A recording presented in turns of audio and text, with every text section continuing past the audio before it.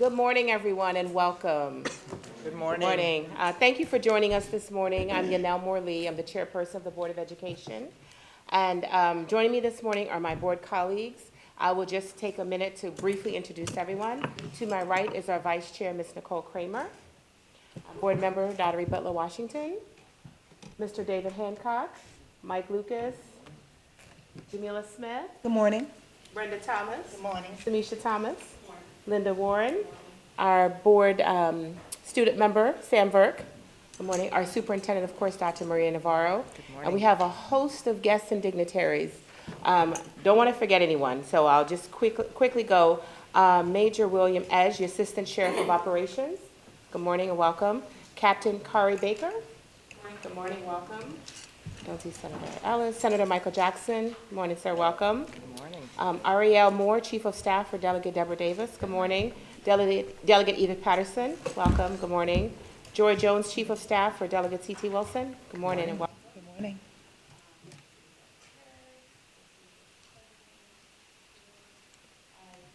I see Commissioner Stewart. Stewart, right there. Oh, good morning. Put on your glasses, you say. You don't have the acting county commissioner. No. Okay, we introduced the board. Just don't want to forget anyone. Okay, Eric Schwartz, our staff attorney. Morning, Mr. Schwartz. Karen Acton, our chief financial officer. Mr. Michael Heim, chief of operations. Dr. Marvin Jones, our chief of schools. Mr. Kevin Lowndes, the chief of teaching and learning. Ms. Nikki Majors, chief of human resources. Ms. Thompson. Ms. Chris Miller, coordinator of district innovation. Ms. Shelley Mackey, our director of media relations and communications. Morning. Okay. Is there anyone I missed? Sarah Vaughn from Team Ms. Vaughn. Oh, Ms. Vaughn, good morning, I apologize, from the team coordinator. and Deborah. And don't have her listed. Okay, and Ms. Carol DeSoto, good morning, welcome. All right, thank you, everyone. Okay, the legislative breakfast is our annual opportunity to inform our delegation of our local priorities for our school system, as well as addressing legislation and resources for public education. We unfortunately are aware that the state of Maryland is going to enter a relatively complicated budget season, to put it mildly, where resources are expected to be tighter. Given this reality, CCPS continues to focus on sound, responsible utilization of taxpayer dollars while prioritizing funding to best impact student learning. In the state of schools, our superintendent, Dr. Navarro, highlighted our continued expansion of learning opportunities to ensure that students graduate fully ready for success in their next steps, whatever that may look like, whether it's continuing their education, going directly into the workforce, the military, or a possible combination of all of these. Some of our major accomplishments over the past 3 years include more than doubling the number of students in all-day pre-K, and you know how significant. I know that's very important for many of us in this room. Also, because we view biliteracy as an asset, we implemented an immersion program beginning this year at Arthur Middleton Elementary School. New native and heritage speaker Spanish courses are offered in middle and high school. Every year, we have increased the number of students graduating with their seal of biliteracy in multiple languages, which is remarkable.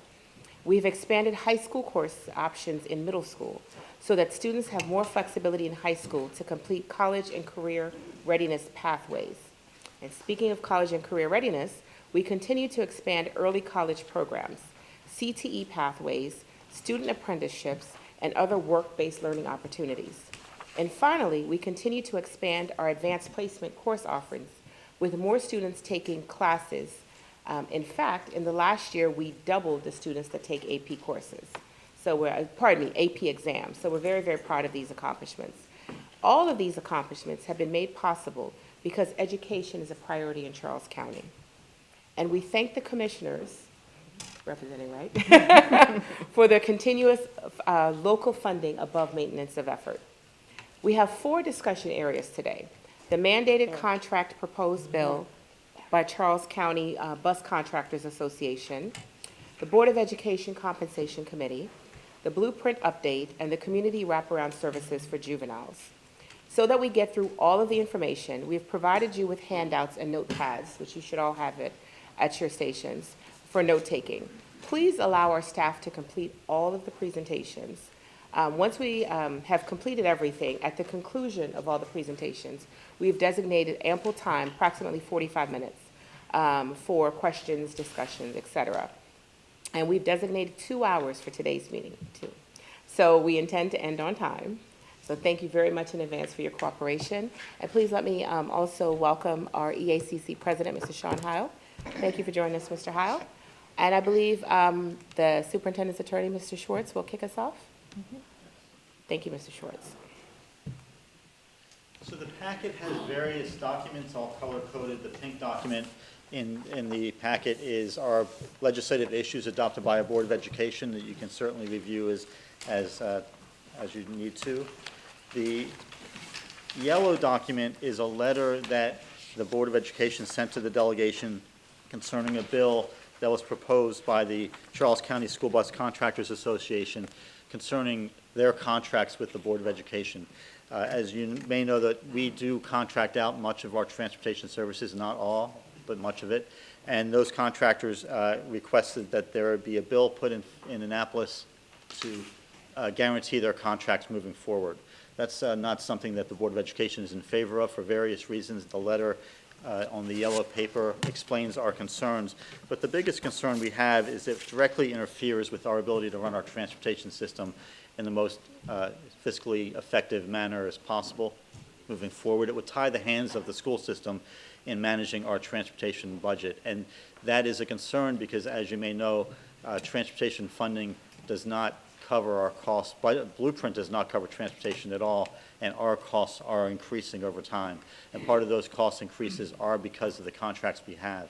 We may remember that last year we had a task force that reviewed contracts in Charles County for transportation services, and that task force did not include any recommendations such as this bill would provide for. But what that task force did request was that we do multi-year contracts, and that is something that the Board of Education has moved toward. We have 3-year contracts in place now with our contractors moving forward.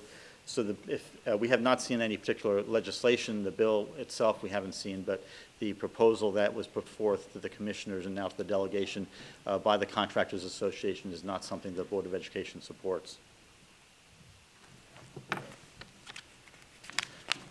If you remember last year, we brought forward a request for the General Assembly to increase compensation for board members. Their compensation is set forth in state law, as you know, and the request was made back to the board to have a community study to look at that. The superintendent created a committee to look at the compensation that is provided to our board members. The members of the committee are included in a report that is on the dark green sheet. If you turn the page, the report includes the members of the committee that looked at the compensation provided to the Board of Education members. Mr. Heil was on that committee. Members of various districts around the county were included in that committee as well. The committee reviewed the history of compensation for board members, looked at compensation for other boards of education around the state, and considered the enrollment growth in Charles County particularly. And the committee's recommendations are in the report and also in the form of legislation, which is the top page of that dark blue document. The chairperson's compensation recommendation is to increase from $7,000 to $13,000. Vice chair from $6,000 to $12,000, and other elected board members from $6,000 to $11,500. And the student member scholarship would increase from $1,000 to $5,000 scholarship. Now recognize that none of the individuals sitting at the table here would get those increases. It would be for the next board after the next election. If they were re-elected, they would be qualifying for that. Mr. Rourke is out of luck. He would not get that compensation. But if the bill were to pass this year, it would apply for future boards of education down the road, and those levels of compensation are in line with what other boards of education of similar size make. That chart is, again, on the dark blue document, about 3 or 4 pages in. There's a chart there that shows the compensation around the state.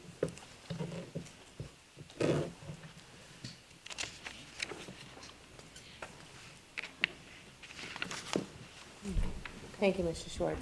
If I could take a moment and welcome Senator Ellis. Thank you for joining us, Senator Arthur Ellis, and Ms. Charmaine Thompson. Oh, hi, good morning, welcome. So, thank you for being here today. Appreciate you coming in. Please get up and grab some more breakfast because we have lunch coming for the board because we have a board meeting, so we can't eat all those eggs. So Senator Ellis, please get up and have a little bit of breakfast. I always order bacon because I think meetings go better with bacon. So please do help us eat all this food that we ordered for you. I want to spend some time, so I know we're going to talk a little bit about the details that, sort of the housekeeping details that Eric mentioned. I want to go a little deeper into work that is going to be happening, I think, in the legislative season that I want to make sure our delegation is very aware of as it relates to the blueprint. So, thank you. Couple of things about the blueprint that I think are important to note. First and foremost, as the chairperson mentioned, Charles County is a county that values education, and we see that because of its public investment in the funding. And what I mean by that is when the blueprint law came forward, we got a slew of support at the state level from Maryland saying education is pivotal and it's an important investment in all of our jurisdictions. We are very lucky that we are matched by that same support locally with the local county funding. And we have been able to be funded above maintenance of effort for every single year after we returned to in-person learning from the pandemic. So it is very much the things that Ms. Moore-Lee queued up are extremely important in mobilizing all of the learning opportunities that we have for our students. So I just want to very much publicly say that.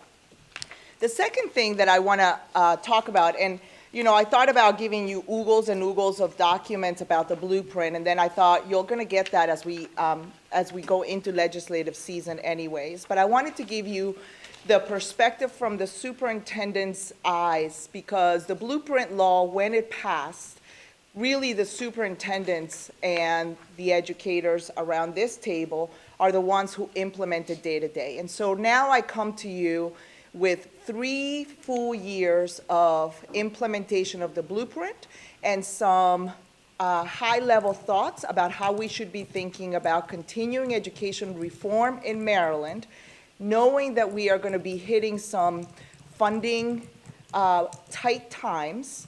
And I think it's an opportunity for us to hone in on the reform efforts of the blueprint that are important, that need to continue and need to continue to be funded aggressively, and the other things that are also included in the law that we do not necessarily believe have the biggest impact on student learning and achievement and just need to be tinkered with. So I cue that up because I think from different organizations, including my organization, which is PZAM, the superintendent's organization, the organization that represents the boards of education, MABE, and other constituents, you will receive legislation to look at different things within the blueprint that need to be adjusted. Again, thinking about the fact that we are entering tighter times financially at the state level. And so we want to continue to be what we've always been doing in Charles County, which is extremely responsible with taxpayer money. So I wanted to highlight a couple of things for you. As you heard, in the last 2 years, we doubled the number of pre-K seats. And because we have local support, we were able to not just meet the requirements of the blueprint for this year, which was to educate 4-year-old Tier 1 students, but we were also able to double down and bring 3-year-old students into our programs, right? We have the Early Learning Center in La Plata. We have the Early Learning Center in Waldorf. These were opportunities that we had facilities. We were able to work with CSM so we could get their facility and expand these opportunities for our youngest learners. We're looking for opportunities to continue to do that work. However, as we move forward and as we do the math of what it costs to expand pre-K, one of the things that is not included in the blueprint is the cost of the facilities. And so one of the things that I would ask you to just keep your ears up for is if there continues to be a aggressive expansion of pre-K seats, school systems, not just Charles County, will also need to look at the CIP process, both at the state level and local level, to be able to figure out how do we fund the space? Because sometimes the most one-time, most costly things about expanding pre-K is the space. We were able to expand to 3-year-olds because we had a building that we had used as a school, temporary school when we renovated our elementary schools, and we were able to adjust it and remodel it so that our 3-year-olds could come in. And like I said, CSM allowed us to use their facility. We rent them for $1 a year. It's a great partnership. And we're able to use that facility. But moving forward, we would have to either build additional space in our buildings, which we have designated for kindergarten, some of them for pre-K expansion, or we would have to create another building to be able to meet those requirements. So just an important note of pre-K, it is extremely important. We will see the investment in early childhood for years to come across the state, and especially in Charles County, having started as early as possible. But we're going to need some CIP funding to adjust the full cost of meeting the expectations of the blueprint.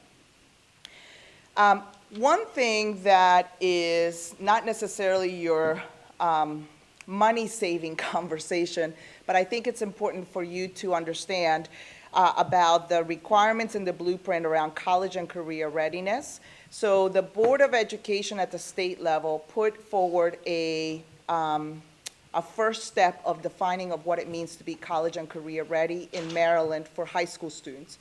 It means that students must have passed the state assessments, and they have to have a C or higher in their Algebra 1 class. That is a partial view of college and career readiness. One of the things that we're advocating for the state board to do and complete is to complete that college and career readiness definition by putting in metrics that also give due to students who are able to also meet career readiness. We have a lot of CTE pathways. Some of them are paying when kids graduate with their certification. Some of them start at a higher salary than even the teacher salary that we now have in Maryland that starts at $60,000. So we want to make sure that that definition of college and career is really defining all aspects of opportunities for students. But one of the things that I will say as it relates to the blueprint is the blueprint law says you get funding if a student is deemed college and career ready by 10th grade. I want to say once again that due to the fact that we are funded locally, we're able to actually begin to provide students who do not yet meet the college and career readiness standard by 10th grade advanced learning opportunities. So what does that mean? That means that in Charles County, you don't have to have that designation of CCR readiness to begin to take advanced placement courses or begin to be accepted into advanced programming or career readiness programming. And I just want to highlight that that is an important distinction because it is important for us to have the flexibility to start our kids early in these pathways that I think will lead them to be focused and have a successful high school completion. So one thing I would ask is if you get any updates regarding college and career readiness, please be on the lookout for it really allowing and giving the proper funding for students to start as early as 9th grade year, because we start getting kids ready as early as 9th grade. We don't wait till they are in 10th grade or 11th grade to start a lot of these pathways. I'm going to pause here because we have Commissioner Collins who has just joined us, and I just wanted to say good morning and welcome. And please, I've told the whole team that we're grabbing breakfast, lots of it, because we have a lot of food. Yes. And I feel like a lot of people are starting early their diets, and this is not the day to do that. So please, grab some. Welcome, Commissioner Collins. Good morning. So that's an important piece that I think when we look at what is called curative legislation. I'm not a legislation buff, but this term came up about introducing curative legislation as it relates to the blueprint. That is another bullet point that I would just be on the lookout for, that I think is an important piece to, let's say, amend as we look at the continuation of the rollout of the blueprint. In the blueprint, there is a mandate for nationally board certification, the opportunity for teachers to earn additional funding if they become nationally board certified teachers. And we are working like crazy to expand the number of nationally board certified teachers in our school system, support them. And I think last presentation that we did, Kevin, I can't recall, but I think we've almost doubled the number of nationally board certified teachers that we have. And we are incentivizing those teachers to go to our highest needs schools. And that is part of the work that we're trying to do. In the blueprint legislation, there's a requirement for administrators to become nationally board certified. I do want to cue that up, that we've been reviewing quite a bit about that, and that is one of the things that I don't think gives us any bang for our buck as it relates to the blueprint. Why? Because the Board of Education, well, the state has the authority to require certification and licensure of administrators like myself or any of my team members here. And they have right now a way in which administrators can earn an Admin 1 and an Admin 2, which gets them into administration like the assistant principal and the principalship. That is a different pathway than what teachers go through to become nationally board certified. And I think the intent of the blueprint was for instructional leaders, assistant principals, principals, directors, chiefs, superintendents, to know instruction as they're leading school systems. And I 100% believe that you have to be an instructional leader to lead schools or to lead a school system. You have to know money, you gotta know politics, you gotta know anything else, but you gotta know instruction. Right. What I would say to this piece is that it is imperative that one of the things to amend within the blueprint is, frankly, this language should be taken out. And where it should lie is in the process by which the state creates mandates for what administrators need to certify, know which courses to take, and what they need to do to become administrators. Because what's happening now is I have young people who are teacher leaders who are interested in becoming assistant principals or principals, and they have to do two bodies of work. If they become assistant principals, they're going to have to go, or principals, they're going to have to go through the nationally board certification process that is designed for a teacher. And on top of that, they're going to have to get all of their licensure that the state of Maryland requires for them to become an administrator. People don't have time. They're working full time. You know, if any of you guys had ever been administrators, you're after school every night trying to manage games, parent meetings, kids' activities. They themselves have a family life. The job is very, very demanding, as is to be an administrator. And they have no choice, if they want to keep working in Maryland, they have to keep that licensure and that certification at the state level current. So they have to take those courses, whatever the state tells them to do. On top of that, to have to go through the nationally board certification process that is designed for a teacher is just way too much. So I would ask you to please look into that. And as it comes forward, I hope that you support the idea of taking that out of the blueprint, because there's, again, the state of Maryland, the Department of Education really can hone in and prioritize what exactly they want administrators to be able to do. Yes, sir. So as you identify these issues for required bills, is there any word on sponsors for legislation in the Senate and in the House? If you don't, if you could get back to us with who is carrying those to make sure it actually gets in, and we can track and work with you to make sure it actually gets done. Yes, sir. So we expect there, we and I think Prince George's County are some of the earlier states that are having, jurisdictions that are having our early legislative breakfast. But yes, we will be following up with all of you on who is sponsoring, who will submit some of these legislative requests. Some of it will include organizations like mine, which is the superintendent's organization. And so, yes, we will make sure we give that. This is sort of giving you a preview of what I think some of the curative language, legislation that will be coming. Yes, please do that follow-up. Yes. Commissioner Bowling has just joined us. Welcome, Commissioner. Good morning. Thank you for being here.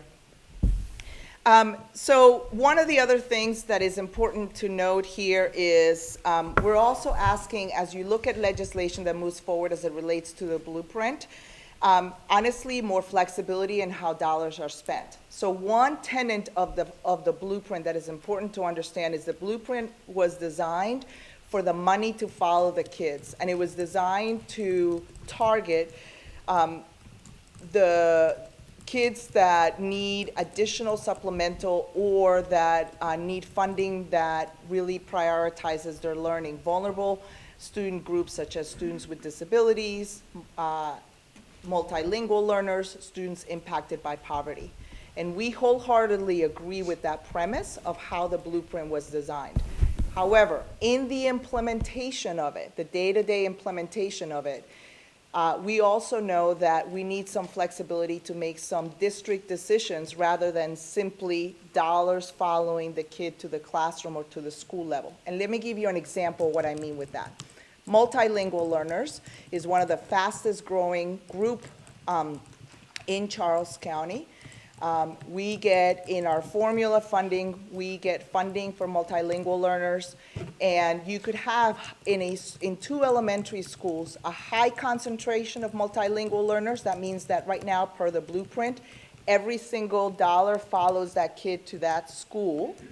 And then you could have a concentration where you have, let's say elementary school A has 80 multilingual learners, and then school B has 10. In the practicality of that whole piece, there's an additional dollar amount that is given to that school because they are multilingual learners. So if you get an additional $2,000 per kid, I'm making up numbers, I know, Karen. Karen's like, that's not correct. I'm triggered. But you take, $2,000 times 80 additional kids in an elementary school, that's a chunk of money. Yeah. In the other school, you still have to provide educational services and support services for the multilingual learners that are in that school, and there's only 10 of them.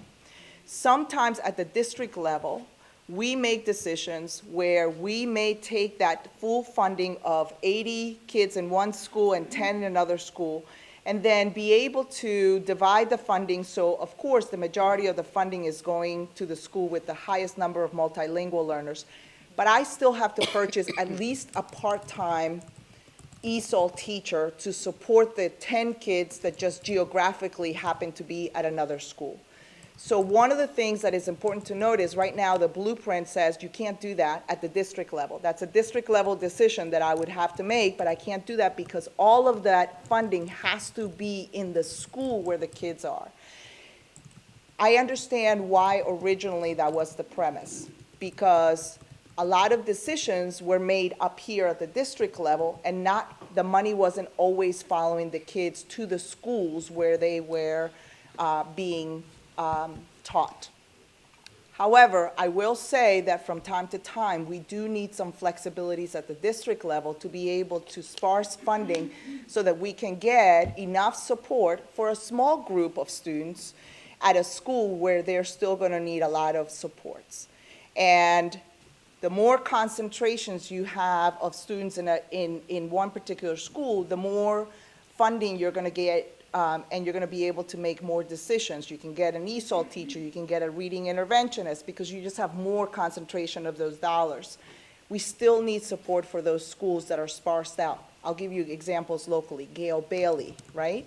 Gale Bailey is one of those schools that's not going to have a high concentration of multilingual learners, but I still have to get those kids that live in that vicinity the ability to be able to access ESOL supports and for those teachers to collaborate with an ESOL teacher. So I just ask that you please be on the lookout for those flexibilities. I will tell you, I know that we're going to talk a little bit later about the board and the superintendent's opposition to the transportation contract that you have before you that was presented to you. The reason for that does not lie on any power standings here. There's no interest in power standings. It is simply a budgetary, fiscal way that we want to have more flexibility in how we negotiate local contracts so we can maximize fundings to go back to student learning. And as we enter more and more financially turbulent times, more difficult times, we need more and more of that flexibility.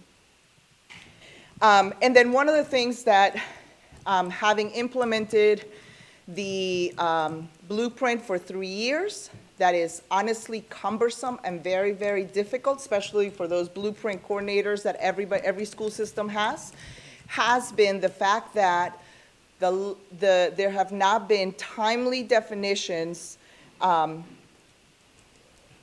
the interpretation of the blueprint that allow us to be able to implement correctly the tenets of the blueprint.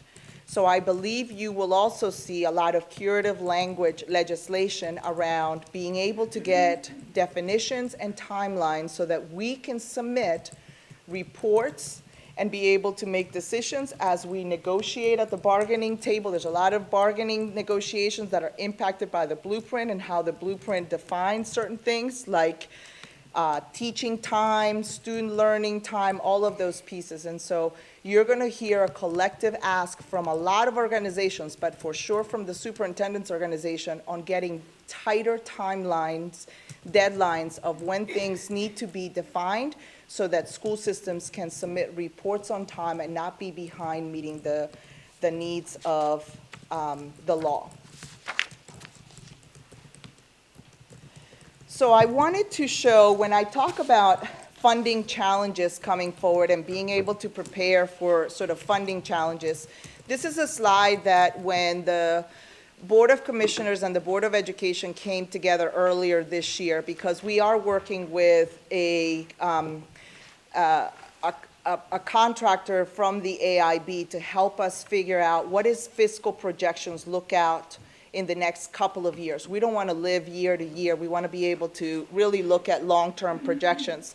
And thank you to Jake for participating, voluntold. I'm not sure what happened, but he is there at the table working with us. And we are coming back to the commissioners, I think, around January or early February to talk about that body of work along with the Board of Education to look at what does fiscal projections look like long-term because of the importance for you and for our board to understand impact on local budgets in the next couple of years. And so the key word here that I keep using is flexibility and usage of funds. So the blueprint restricts funding, and it restricts funding with a purpose. However, two of the most expensive things, or actually three of the most expensive things that I've talked about are up there. In this chart, you can see, and again, we were able to use a lot of our own space, but the funding that comes as the state portion of funding for pre-K, as we implemented pre-K, does not equate the per pupil expenditure that we have for every single student in CCPS. So we used a little bit of local funding to supplement our expansion of pre-K. I think it's a wonderful idea. I support it 100%. I wouldn't have pushed forward to doing it because that's what we needed to do. However, it is important to note that it does create a vacuum until that funding at the state level matches what we spend on the facilities, the teaching staff, everything, the instructional materials, everything for the pre-K. There is going to be a pressure on the locals to be able to offset some of that cost. And we're aware of that. So we want to continue to expand opportunities, but judiciously, knowing that it does have a big impact on local funding. The second item, I don't think Dr. Patterson has heard it forever, and I think she knows better than I even.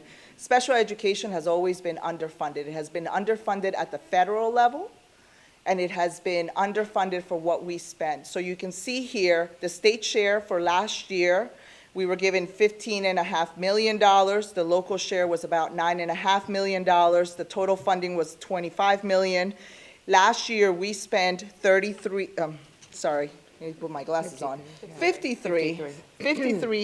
million. So the difference is around $28 million that we spent above what was allocated for special education. Transportation, and the reason we keep talking about transportation, it is very, very costly. We also had a deficit of about $32 million of that. What does that mean? That means that when you look at the chart in yellow, we have a total funding for last year. The blueprint funding is the restricted funding. We have to use those monies in a certain way. And so that really gives us $82 million for the rest of things that we want to do.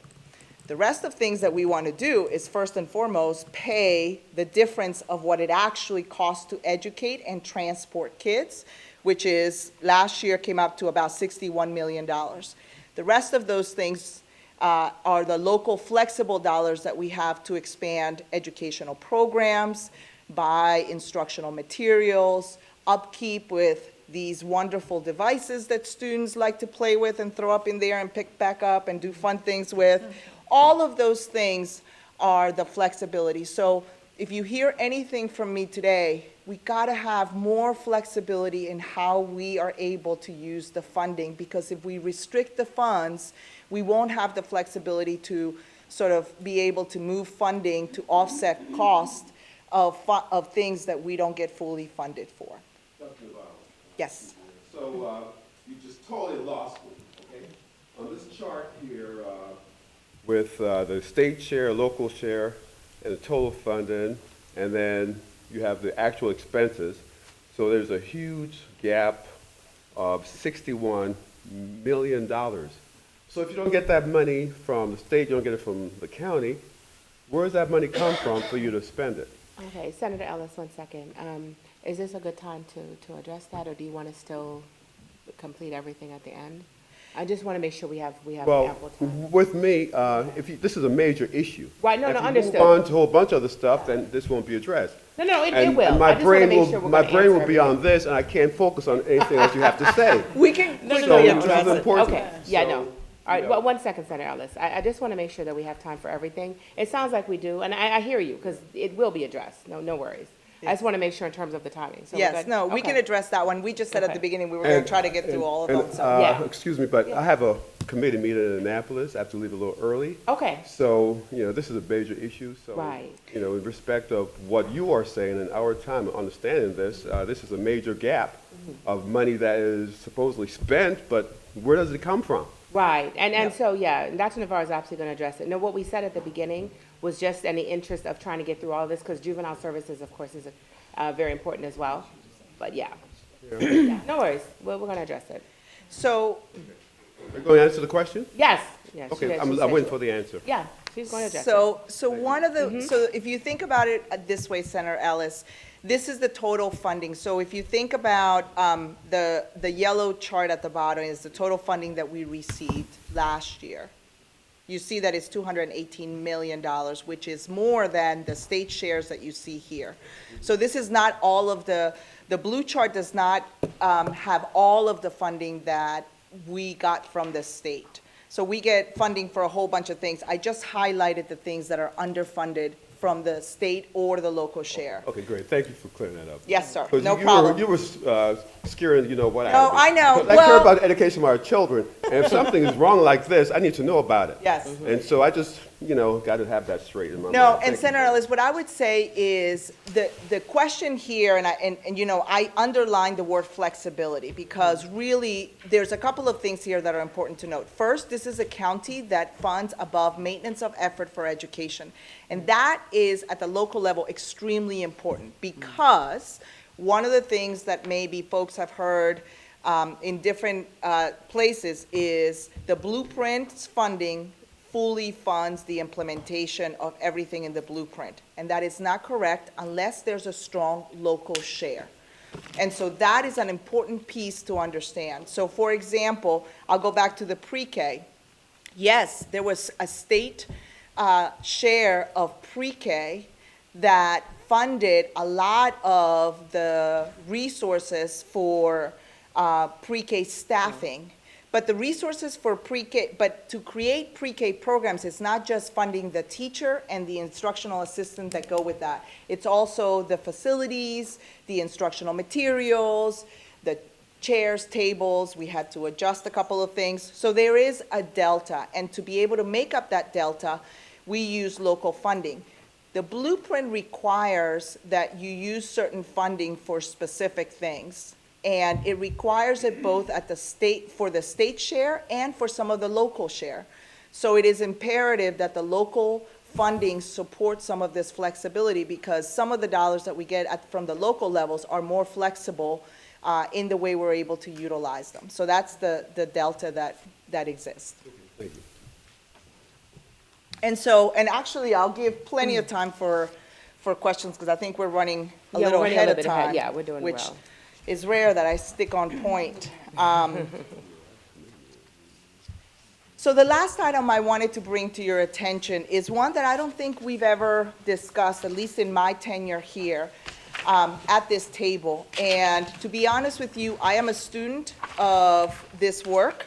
And so I have with me, we have, as we mentioned earlier, representatives from the Sheriff's Office.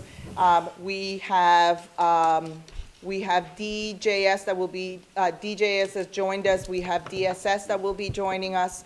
And I've been looking into the wraparound supports for our students. And so one of the things is I picked these pictures with a purpose. So when I think about our students that are graduating from Charles County Public Schools, I want them to walk as confidently as those two boys that you see in that picture. I want them to be healthy and well, like the girls that you see over there doing all their signs and being funny. I want them to have relationships with our staff, like you see in these pictures, and with each other. So part of me picking this collage of our students is, this is what I embody for every single kid that graduates from Charles County, that they are well. And I think about their wellness as much as I think about their reading scores, as much as I think about their math scores. I want them to be well-adjusted young people that we move forward into our community. And so that led me to do a lot of work. I do want to highlight and give a shout out to the sheriff. The sheriff, myself, and Dr. Jones meet monthly with students in middle schools and high schools and talk to them about how they're feeling in school, how they feel about safety, engagement, drugs, alcohol. We talk about some serious stuff. And we try to get some feedback from them about how to make school more welcoming and a place for them to be. We've done this for 2 years, I think, plus now, and we've gotten a lot of really good feedback from their voices on things that we need to adjust. And we have adjusted some things in our schools because of listening to them. But when people talk about how are young people doing, I want to highlight the data that we use to see how they're doing. In this first chart, we talk about screenings that we now do in schools. Well, we've always done them. And you can see the increase. We started before the pandemic on how many times do we do safe screenings. You can read what safe screenings are about, behavioral health assessments, and then threat assessments. Whereas we come around and as a team of professionals, we look at how is a student doing about their own safety and well-being, and are they a threat to the well-being and the safety of other students? You, I think, have heard that a lot of the requests for funding and initial and additional dollars that we've gotten have gone into the school system to expand our behavioral health specialists and the supports that we have for mental health. We've expanded to include telehealth so that we have multiple avenues of how to support our students when they are going through difficult times. But the behavioral health data shows clearly that our young people are experiencing behavioral health needs and therefore are more likely to get into some bad behaviors, not just in school, but out of school. And I will say that a lot of the out of school bad behavior comes back into the school buildings. It doesn't necessarily happen in the school buildings, but it is demonstrated in the school buildings when students come back together. And so we've been working really, really hard to support students with the resources that we have, with the staffing that we have. But The behaviors are concerning, and it is something that, along with improving literacy scores and getting kids to graduate with CTE and career pathways, this is also an important data point. So we've seen also increase in fighting and misbehaviors because of all of these issues being compounded. And in the chart behind me, I do want to cue up the green bar, which is slowly but surely increasing, which continues to be a message of concern that I've talked to families and will continue to talk to our community about, which is drug-related instances in our schools are increasing. And that is an area of concern. Sometimes drug use is exploratory. I'm trying things out. Sometimes it's a coping mechanism for some behavioral issues. And so it is important that we address those very, very early on. And I will say the number of weapons that are coming into schools is also increasing. I don't just mean weapons like loaded guns, which we have very, very few instances, but we do have them. Look-alike guns, tasers, things that people can actually purchase off Amazon and other places, those kinds of things. Knives are also walking into our schools. And part of our work is to make sure that students let us know when they know something is happening in the schools. And so we depend on having strong relationships with students so that we can get ahead and keep everybody safe. But as it relates to you at your level, couple things I want to queue up. So I have been learning a lot about juvenile justice reform. I will tell you, I am a student of the multiple bills that have come out in the couple years, and I have been listening to a lot of presentations and a lot of data. Last week, I was with my fellow superintendents and the Secretary of the Department of Juvenile Services, Mr. Schiraldi, I hope I didn't say his name incorrectly, thank you, Gary, joined us. And we had a really deep conversation about the work that his office is doing. But I wanted to cue up a couple things that from the educator lens that's observational, I wanted to bring to your attention. The first one is, please involve me. I talked to Deborah Davis about this, and C.T. Wilson's not here today. But if there is legislation that comes forward, we really want to engage with you. I think all of you have my contact information. If you do not, please don't walk away today without getting my number and texting me, because we're happy to provide you any of our perspectives should any new legislation or amendments to legislation for juvenile services come up in this legislative season. So please remember that we're here. We want to talk more about diversion programs, and I asked this to the Secretary, where are impactful diversion programs in Maryland or in the nation happening? Because we jointly want to implement them here with Fidelity in Charles County. We want to expand any innovative ways to deal with drug treatment, and of course, continue to expand behavioral mental health supports for our juveniles, for our young people. The other thing that I would ask for you to consider as a governing body, from my perspective as being the lead educator in the county around this, is that really with DSS at the table, DJS present, the sheriff's office present, and I apologize, the sheriff sends his regrets. He is at a conference and could not be here today. That we really have a consolidated county tracking system that I, as the lead in education, or the sheriff as the lead in law enforcement, or DSS as leading support for families, DJS supports for juveniles, that we have a way to understand the quantity of need of juvenile services and the three things I mentioned above, and the times or the efforts in which juveniles are getting these services, and what are the barriers for them not getting these services. And so my third bullet says, addressing the issue of high number of SINs closures without providing services to juveniles. And I only say that because the secretary was able to provide us a district-by-district report of juvenile records that the Department of Juvenile Services produces for the entire state. And it was difficult to follow because we have percentages of SIN, of child in need of supervision services, all over the place across the state. In that report, it says about 20, that the Department of Juvenile Services receives about 23% of all the issues they deal with are child in need of supervision. Sometimes the school system will fill one of those out. Many times the sheriff's office fills those out. But there's no way for us to really find out who got services and who didn't.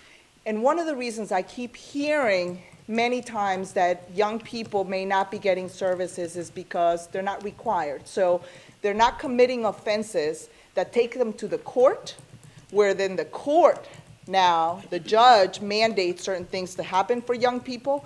It's those other offenses that are before the court, that gets to the level of the court, that we want to be able to know more about, because those are the services, the early intervention services, that we believe most highly will impact the deterrence of kids, of young people, moving into those higher levels of committing crimes. And so it is an ask that we look at how, as a county, we're able to bring all these agencies, and the school system wants to be there as an equal player in this, but how do we bring in all of these agencies to really look into this issue and understand who's getting services, early intervention services, and who's not, and how do we make sure more of our young people do that? So with that, I will pass it to Ms. Moore-Lee for an open Q&A with all of the information that we provided for you today. Thank you so much for your patience. Thank you, Dr. Navarro. Excellent, excellent job. And we got through in record time. Yeah, that was great. Okay, yes, Commissioner Collins. Very impressive.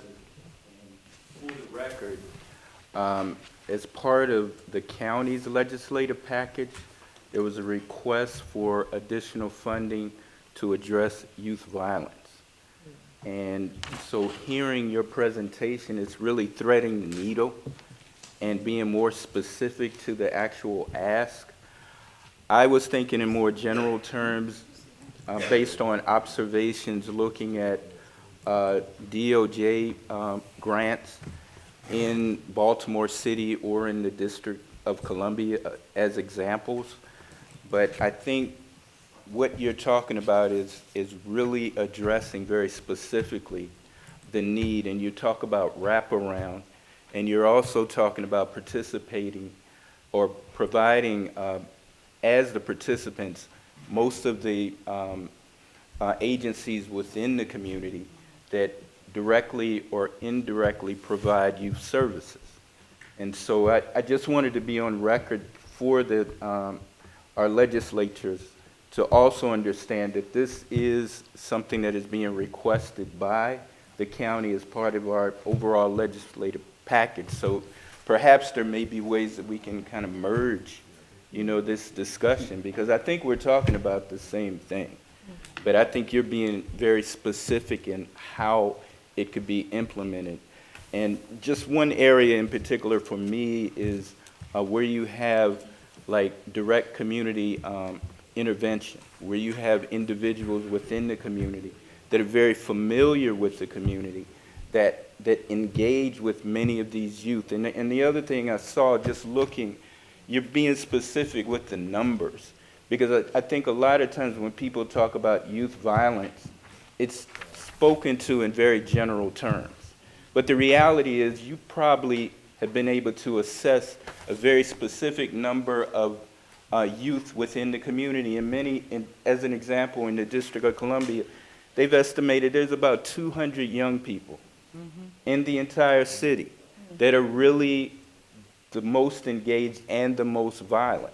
And you've probably been able to kind of look at it from that perspective to really hone in on the specific number of young people.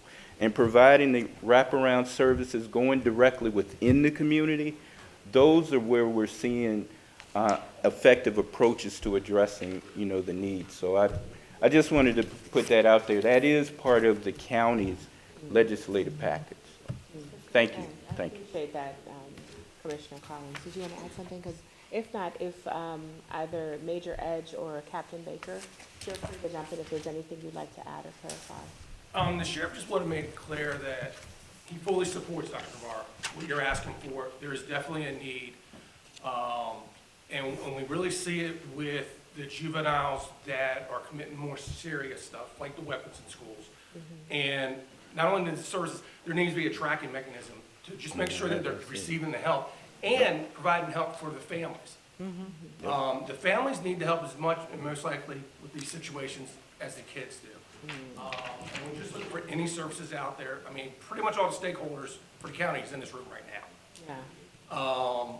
And there just needs to be some type of program put forth, some type of process in which we can start down the track to just provide more services for them. And he just wanted to express his full backing of it.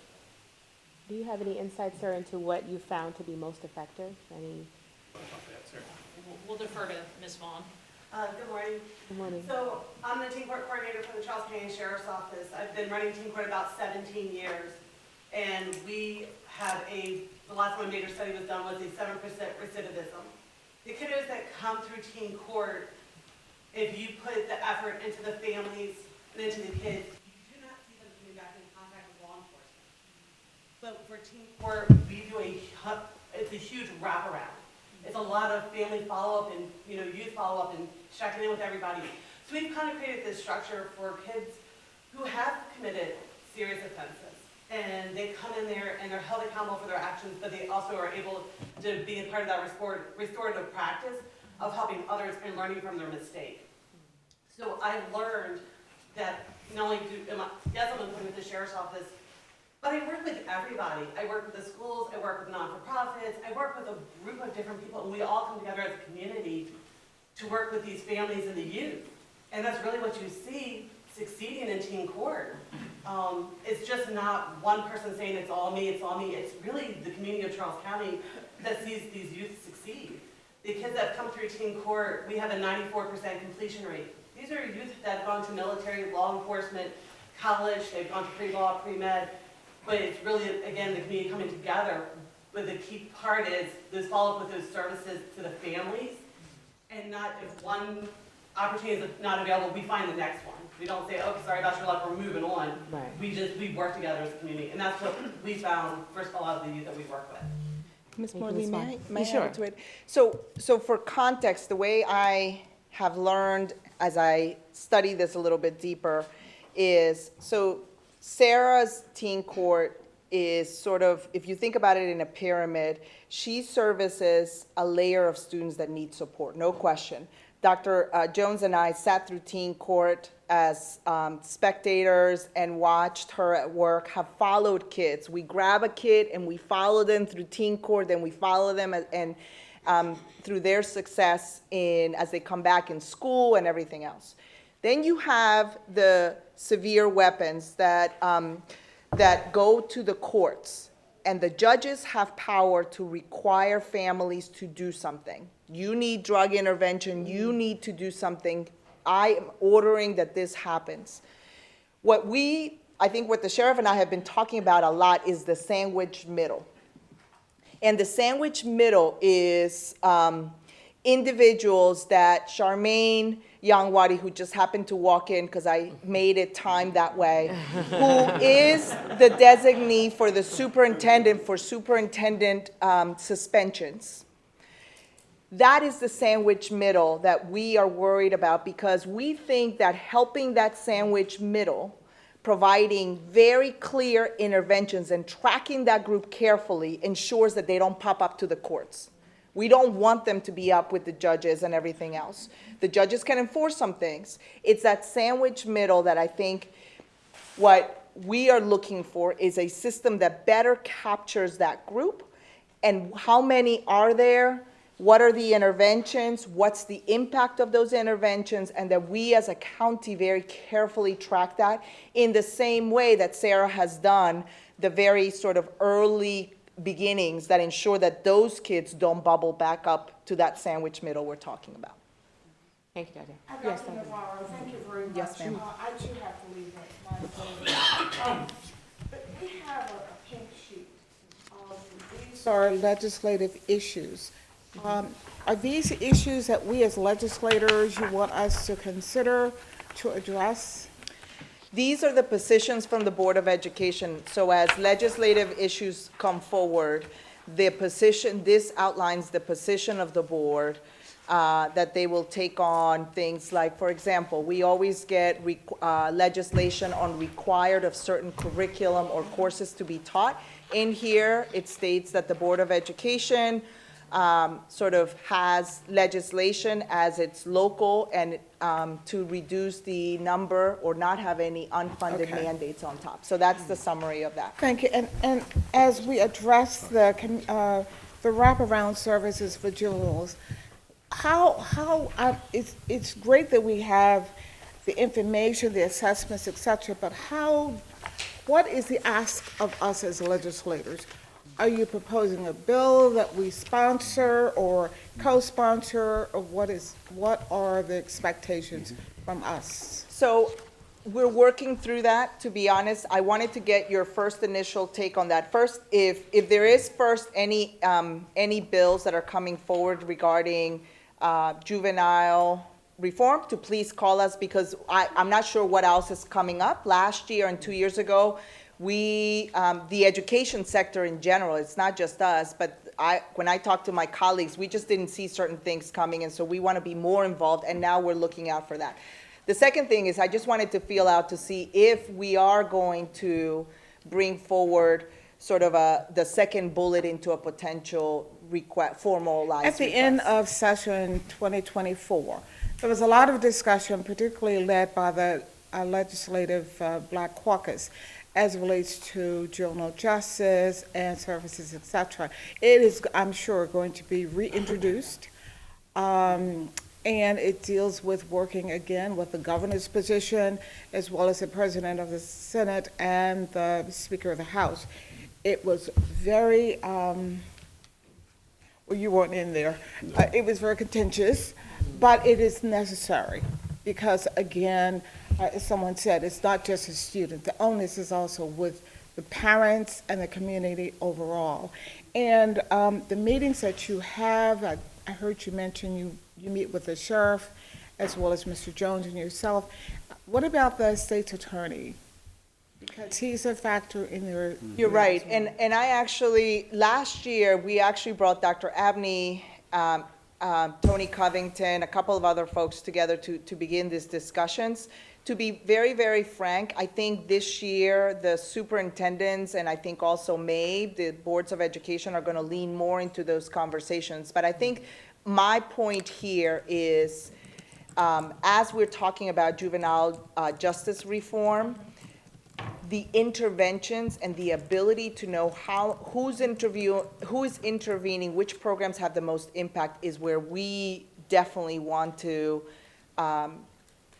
see a lot of more specificity on, more resources and more support, because I 100% agree with the idea of making sure that our young people are not incarcerated, that they are not disproportionately put through the law enforcement system in a negative way. So we are looking at how do we then work before then on more of those early support programs to deter young people from those behaviors. Thank you. Senator Ellis. Thank you so much for the presentation. So in this wraparound service chart, I think you are giving us a task to keep track of these legislations and reach out to you on impactful legislation to Charles County and our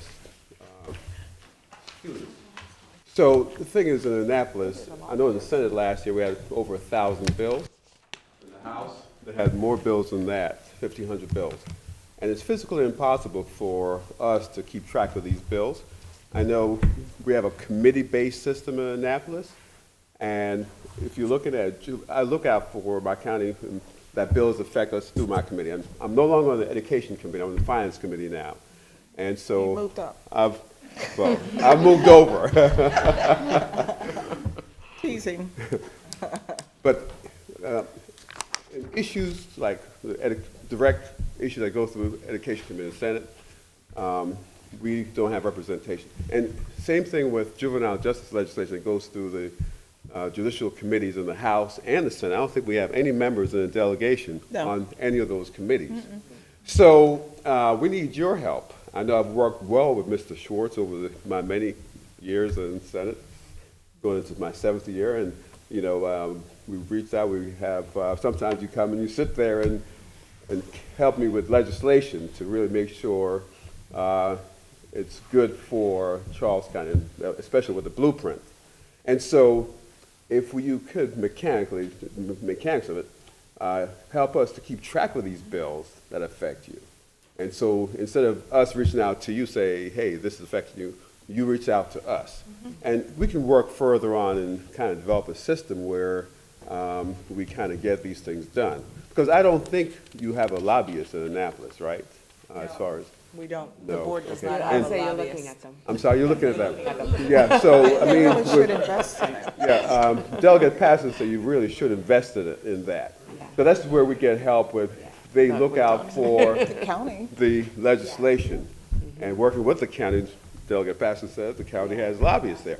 But we have to, all hands on deck during the legislative session. Yeah. Because it's very fast, it's very furious. And we need all the help we can get to keep track of these legislations and not basically get on us when things pass and say, why did you allow that to happen? And so, but we're very proactive, we're very pro-Charles County and pro our representation. So I just want to put that out there and help us develop a system of keeping track of these bills.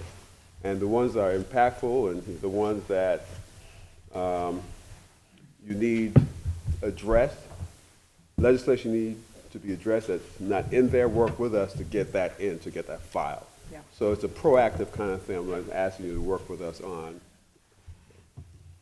I appreciate, yes, Senator Jackson. I'll echo my colleagues, and I'll say that, it's not that we don't love you, but during the 90 days, it gets a little busy, right? Yeah. But I'd also like to say that there's an annual report that comes from DJS every year. They have an annual report. And most importantly, working with any jurisdictions, I have a little bit of experience working with the school system from a law enforcement perspective up in Prince George's. But the biggest challenge that we have in dealing with any issue that we need much attention to. Everybody has their own silos of information that they share amongst themselves. Dashboards are the easiest thing and most useful thing anywhere where you can have up-to-date information that you could get. Again, annual reports come from, all agencies have an annual report because they have to go before a budget committee, which is where I sit. And with those annual reports, the mutually beneficial partnerships that you should form, you will be a part of those. I heard mention of, we brought the state's attorney up. You brought up Dr. Abney from the health department. There are a number of organizations that are engaged in what we're looking at here. I did not hear community schools mentioned today, but I do understand when you're talking about wraparound services, that includes all of us. And the last thing I'll say is, from a funding perspective, we're dealing with the blueprint. When the blueprint came about, a few years back, there was a built-in process the years 6, 7, and 8 of the 10 years to allow for some downturn in the economy. Well, lo and behold, COVID hits. So at the onset, we had to deal with that. Thank goodness we were in pretty good financial standings where we could actually cope with things. But it did not allow us in those first 3 years to truly assess where we are with the blueprint. And so now here we are. And it's terrific. I'm like a unicorn. I have 3 counties, so I get this this hearing 3 times. I get my Martian. Best breakfast I get my Martian orders. Oh yeah, you got the best breakfast. So I get that Martian order. But it's great to hear that you're all on point. The only thing that I would say, because we are, 4 committees in the Senate, 6 in the House, is that you all do need someone looking out for your interests, specifically from the school system, that can work with the county commissioners, that can work with your legislators in Annapolis and other folks. We, believe it or not, we don't try to tell you always what to do with your money, but we do understand, that resources matter, and it's about competing interests. And if you're waiting on your 6 legislators in Annapolis to say to you, hey, this piece of legislation is slowly or quietly working its way through, or is looking for a ride somewhere on some other bill somewhere, we're gonna miss the boat every time. We're gonna miss it every time. So do what you need to do to create mutually beneficial partnerships. There are a lot of folks who want to partner. Everyone in this room and folks outside of this room have that same challenge of making sure that our young people grow up to be tomorrow's leaders, and that takes all of us to work on that. I appreciate your presentation. We look forward to the administration, for the principals and others to come up with that piece of legislation or those pieces of legislation that we need to get as early as possible. Remember, we operate off a consensus in Annapolis. There is no such thing as unanimity there, none. So whatever you have, get it to us. Get it to us. So then we can always begin to work on to massage it and kind of figure out what we need to do. Concepts are huge, and we're all in this together, so just want to say that. I will Thank you, say, Senator on Jackson. behalf of my committee, Ways and Means, whenever we have an education issue I'm unsure about, I use my texts. I will text Dr. Navarro and say, what do you think about this? And that's very helpful for us, for me as a member, to make either comments or to decide on a vote. I think that communication is essential. I will simply say once more, Dr. Navarro, you testified before us last year, which is very rare for Charles County to have anyone come up and testify. Thank you for doing that. We will have other pieces of legislation. This year, if I'm re-elected chair of the Southern Maryland delegation, we usually have the superintendent before the delegation. This year, I'm going to invite the chairs of the boards of education to come in and offer their input and suggestions, along with the superintendents. I'm going to be selfish because I have to leave and say I'm sponsoring legislation as it relates to autism, some remedies, and it was spearheaded by the loss of the young student in Waldorf earlier this year. The legislation is very comprehensive. I will certainly give it to you in the event Charles County would be interested in being part of it. But I think that we as a community should not ignore the opportunity to have some resolution. We worked with Autism Committee Coalition. The president is in Charles County. She's in Waldorf. And so Elise Horn has worked with me, and so we look forward to that. And lastly, the Purple Star School legislation I proposed that passed both the House and the Senate we were the co-sponsors, right? About 3 years ago. Purple Star schools are simply schools that recognize students' military communities. Charles County has not joined the bandwagon yet. It is still our appeal to consider being part of the Purple Star schools. There are about, 20 in the United States, and it's very simple to do.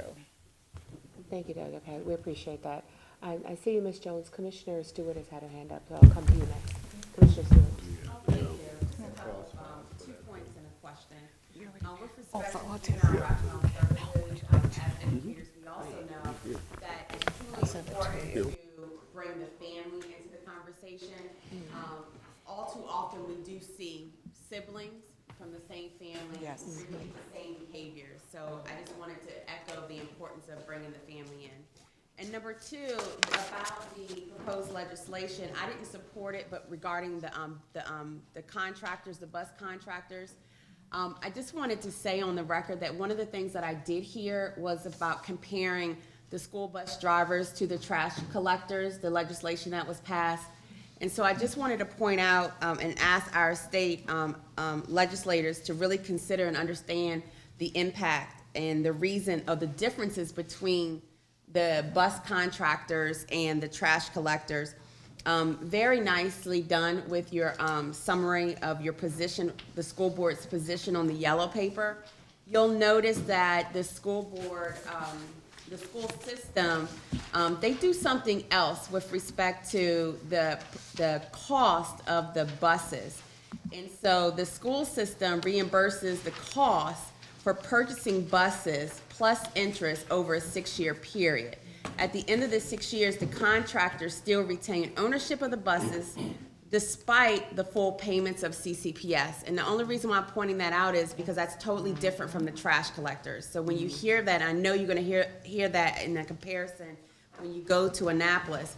When the trash companies, they make the investment, Charles County government is not reimbursing them for the $1 million for their trucks. So I just wanted to point out that difference and just ask our state legislators to consider that part of the conversation when you go back to Annapolis.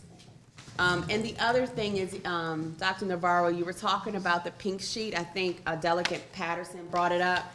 And I was just want to have a question about page 2, under student issues, which you have listed as special education. I have a question about that. Before you answer that one, I want to go back because I know we're pressed for time, just for our state representatives and state legislators here.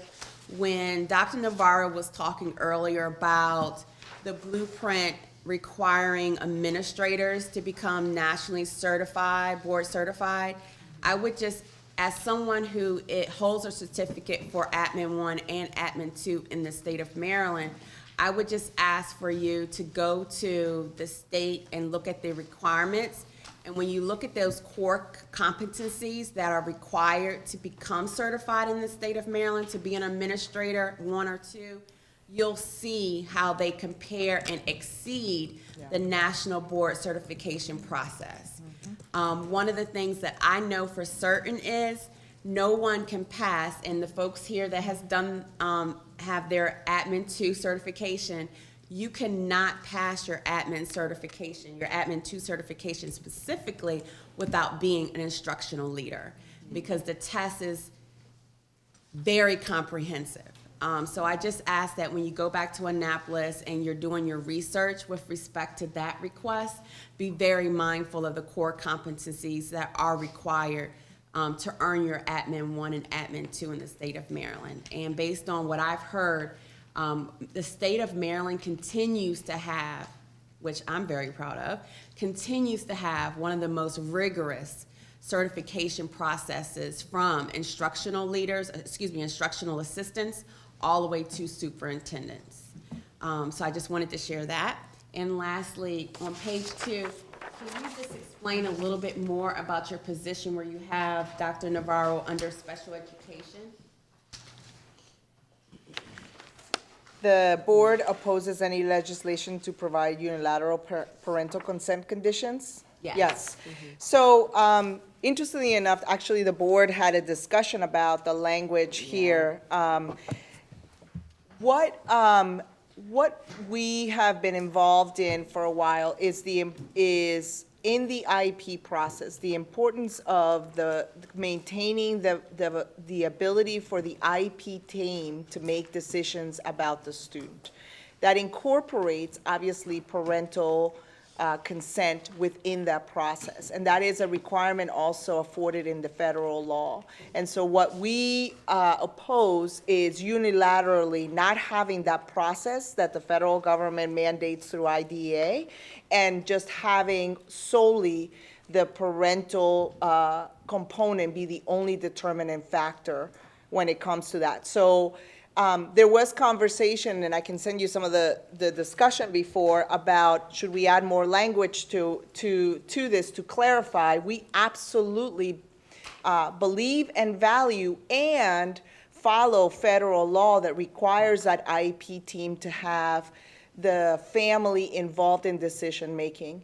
But not having a team decision-making process is problematically, and that's the intent of this. And I don't know if Eric or Dr. Lowndes, did I say it correctly? Okay, my content specialist. So I was shocked by that because I'm very well aware of this process. So my question to you is, have you heard that someone is putting forth legislation to change that? There was last year or the year before, right? Every year something comes up that tries to change that a little bit. Yeah. Okay, and so, just to add my little tidbit there, because I saw that and that's very important. With respect to IDA, Dr. Navarro is, of course, correct. The IEP team includes the parents or the guardians, and we can't forget those additional folks. Yeah. So if the student has an outside therapist, or even a medical doctor, they are allowed to be a part of the team. And so as you move forward in Annapolis, if that comes up, please understand that, we love our parents. At the same time, we do have parents with different understandings of the law and what's best for the students.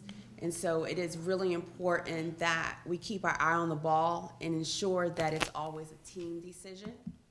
So I just wanted to share that, and thank you for explaining that, because that was like kind of alarming. It's like, did I miss someone's proposing legislation? So I just wanted to add that, so thank you. Thank you, Commissioner Stewart. Ms. Jones. Before we go, I just wanted to reiterate what Senator Ellis and Senator Jackson. I'm sorry. I'm getting ready to say Michael. I'm saying Michael Jackson. Get Michael Jackson.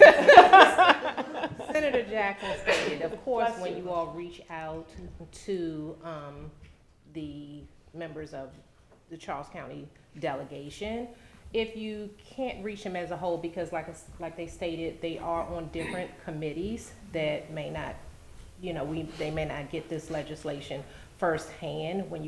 It would be best to try to start out with Delegate Davis's office, which is the chair of the Charles County delegation, because oftentimes everyone's schedules are totally different. Right. And if you could reach out to her office and maybe meet with the delegation as a whole, that way everybody's on the same page at the same time. Okay. Because it's hard to schedule That's a great point. individual meetings.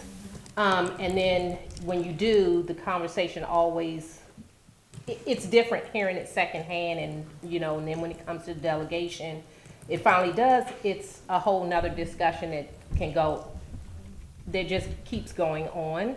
So if you all could reach out to Delegate Davis's office, if you need to meet or schedule to let us know what your concerns, hey, this legislation is coming forth, we'd like to be involved. Reaching out to the delegation and having a meeting with them all together, it's the best way to get everybody on the same page at the same time. Yeah, if I may, Sure. I think one important thing that is important, so Delegate Patterson does the Education Committee, and so I have a very tight relationship with her. The themes that I'm queuing up about the blueprint, you're gonna hear from a whole bunch of, I'm just giving you the preview of what you're gonna hear from a whole bunch of bills that are moving forward. Right. Flexibility, focused on what needs to be funded, and focus on what needs to come out of the blueprint. And giving some flexibility of funding because of the state that we're in. I actually met with Deborah Davis one-on-one for about 2 hours in my office, getting ready for the juvenile part. Again, not my area of expertise as educator, but very much interested, and the Black Caucus is very interested in this. And so we're gonna follow different groups throughout to make sure that as we see bills dropping, because, there's nothing more fun than reading 80,000 bills and giving feedback on them, which ones we want to make sure that we follow. I also would say the boards of education are very in tuned also this year on their legislative platform. So you're going to hear things that are introduced or are supported through MABE. And one of the notes that I took is we will send you position documents issued this legislative season that will highlight bill so-and-so or by both MABE and the PASAM. PASAM represents the superintendents, MABE represents the boards of education, so that you're also aware, as well as the local bills. But very much appreciate Commissioner Stewart. Love me some educators who are in these positions of power as well, because thank you so much for speaking so eloquently on these major points about education and the agenda. So thank you. Thank you. Yes, Senator Jackson. I've got to leave as well. Yes, Let sir. me just say this. The delegation meets every week. So that's one of the things that the General Assembly has put together. Even if you don't have counties that have a large number of folks, so Delegate Patterson is the current chair of Southern Maryland, so that's Calvert, Charles, and St. Mary's County. Charles County has enough folks to do their own delegation, Prince George's, the like. But those are opportunities for you all to stop in. Make it as routine as possible, just to say hi. Because if we only meet when it's official, we're going to miss something. Yeah. Miss that period. And so our offices are always open. We're running about, but we make time. So, and on that note, I'll take my leave. Thank you all very much. I will brag to the other two counties of mine that you have the best breakfast. Oh. Thank you, Senator Jackson. And best presentation. and the best presentation. So Thank you, Senator thank you all Jackson. very much. Take care. Thank you, sir. Much appreciated. Thank you for joining us. Would you like to share anything this morning? No, I'm good, thank you. Okay, no worries. Before we pivot to any other subjects, did you want to add anything, Ms. Youngwadi, around the juvenile wraparound services? Do you believe everything has been addressed? From what I heard, I think Yes. everything has been addressed. Okay. I would be willing to share my concerns or information coming tomorrow. All right, thank you. Does anyone else have anything around the juvenile wraparound services, including board members? Any questions or comments? Yes, Ms. Smith?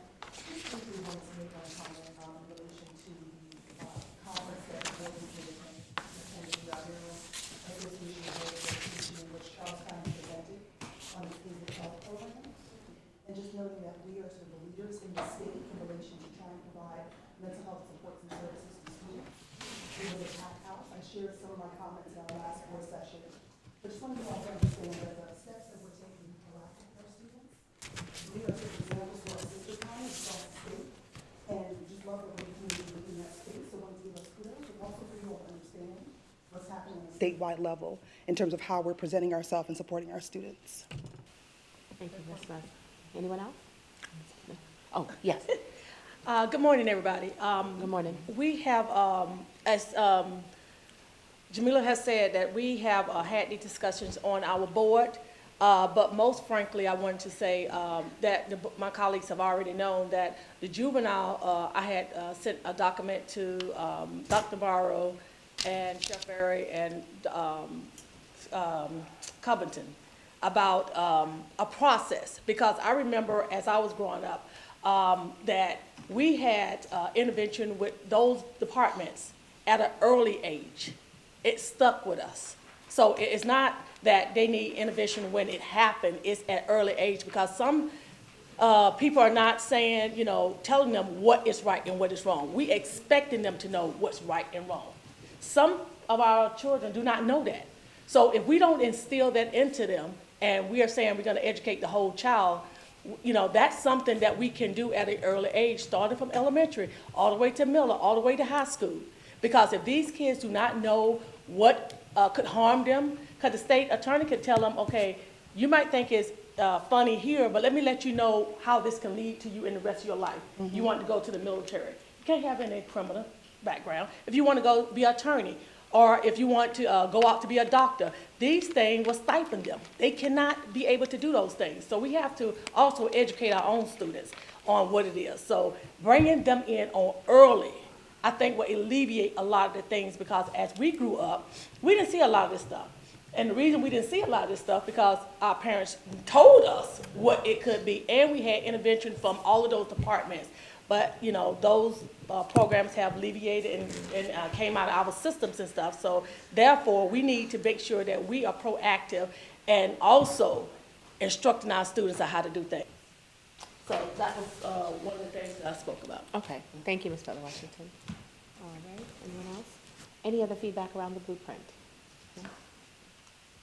I'm just gonna be respectful of everyone's time and just hold my comments, but I just wanna let everyone know that that's challenging.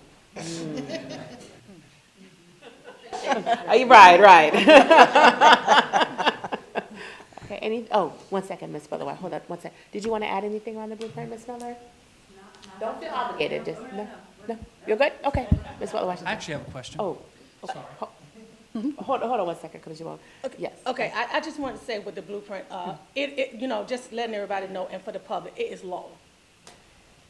I know funds are going around and everybody in the county need funds, but I just want our commissioners and our state leadership to know that it is law.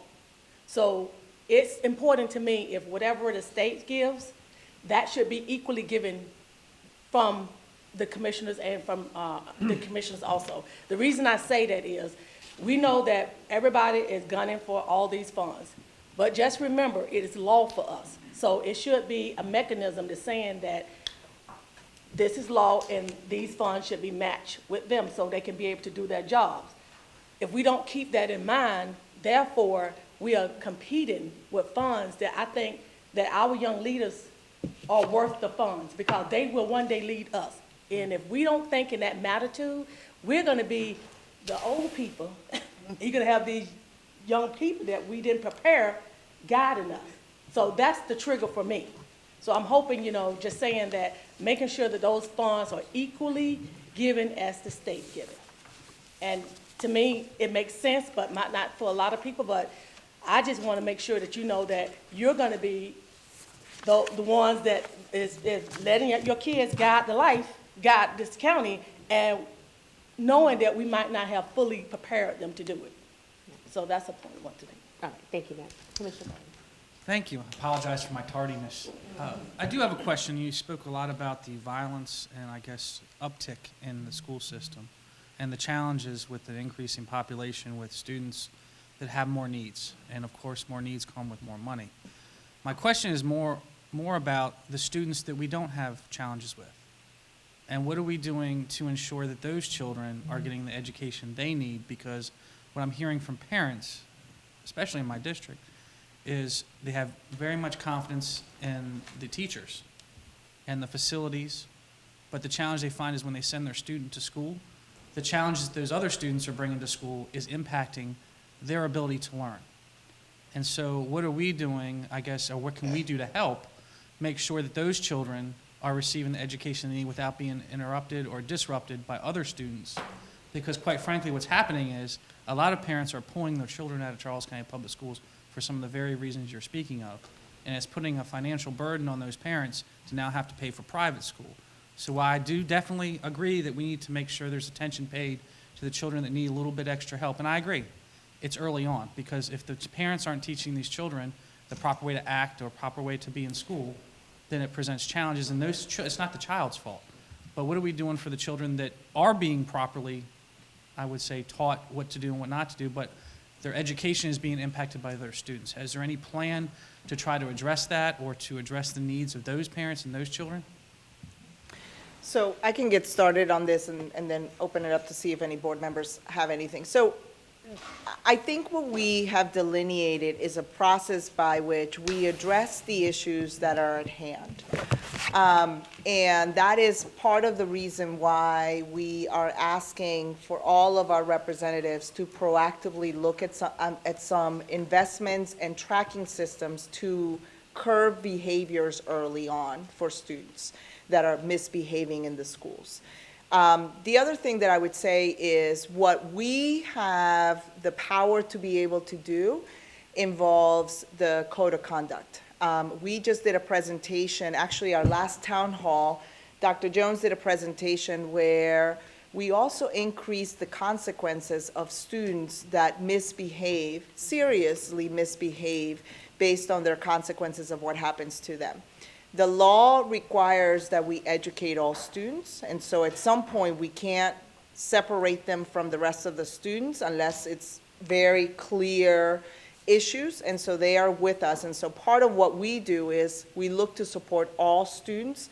We look to support tier interventions for students. As it relates to behavioral mental health and drugs,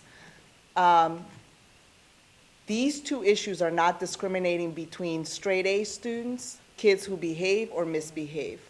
What I am seeing across the board is regardless of the socioeconomic place where you come in, regardless of the neighborhood that you're in, these are serious proactive investments that we need to do for young people because they're hitting all prototypes of kids, even the good kids.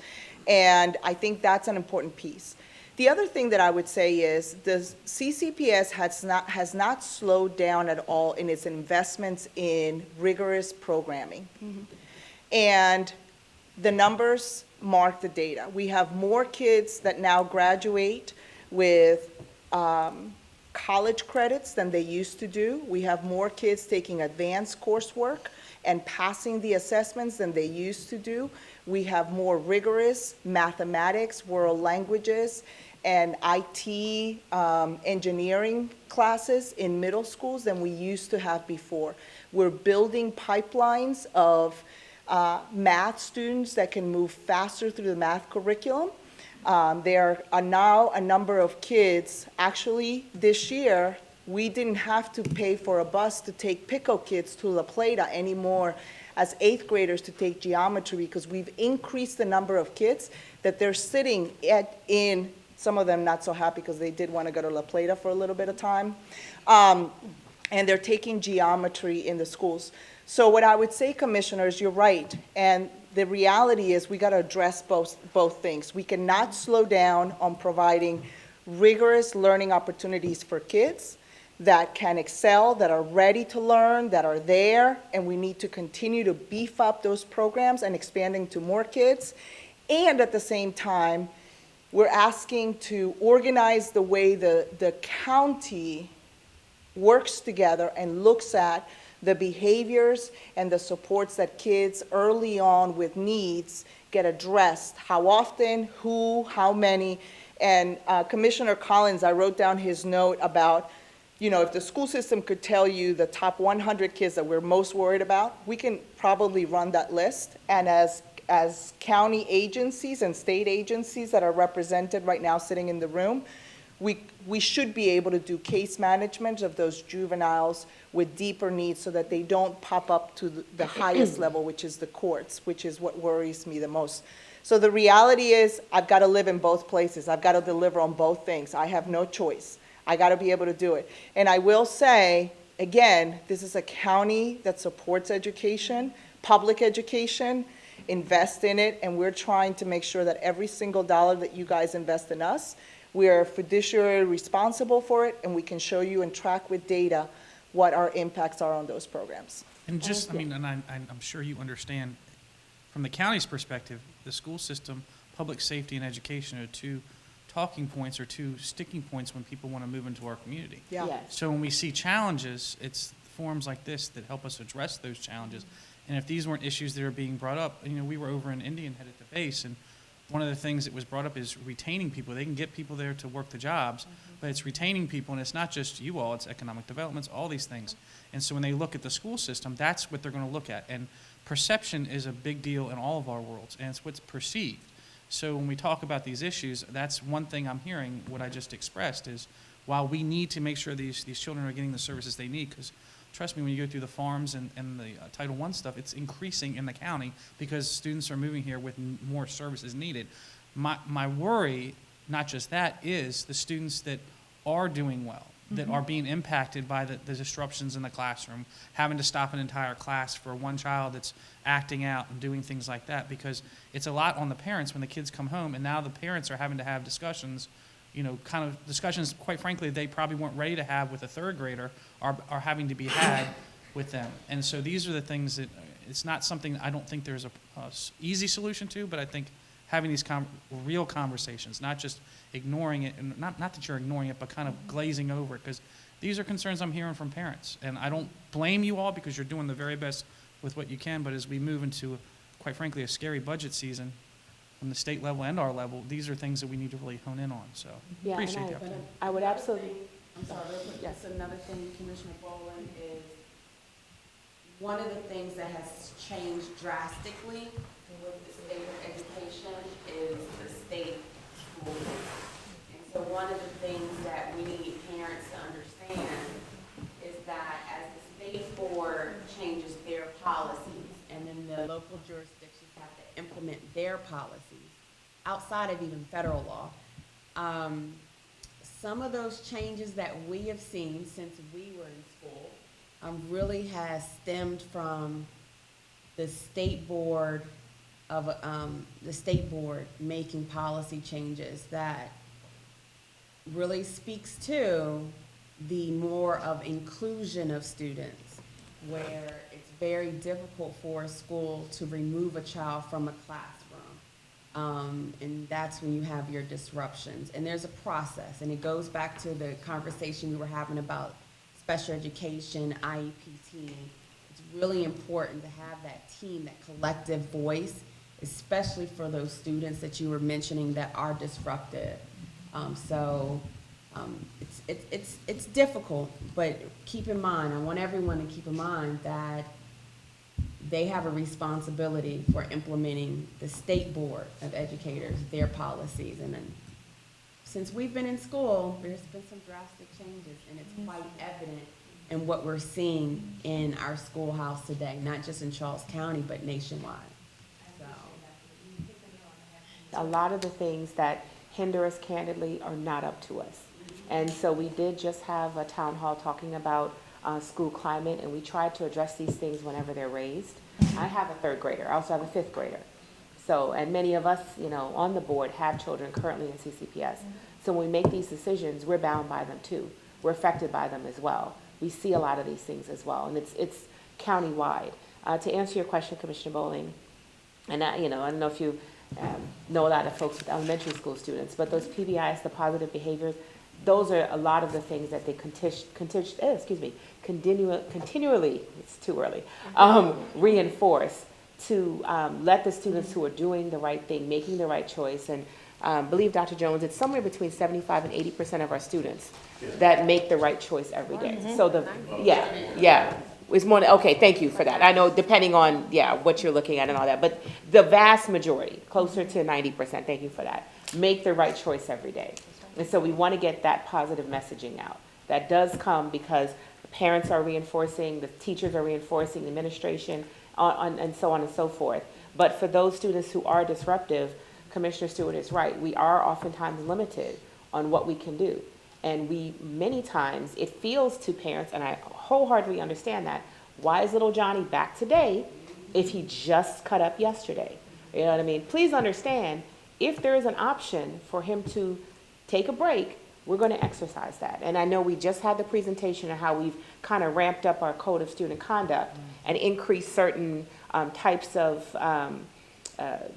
discipline actions and incidents, et cetera, to if I'm not mistaken, pretty close to the max of what we can do, because we do want to, as Dr. Navarro said, kind of attack it from both angles. We're trying to reinforce the positive behaviors for the vast majority of the students that do make the right choices, but then we also have to address those who don't, and what that looks like. We do now have, 10 community schools? Yes. So we're stretched about as far, candidly, as we can go in trying to address all of the needs with the behavioral health supports, which are available to all students.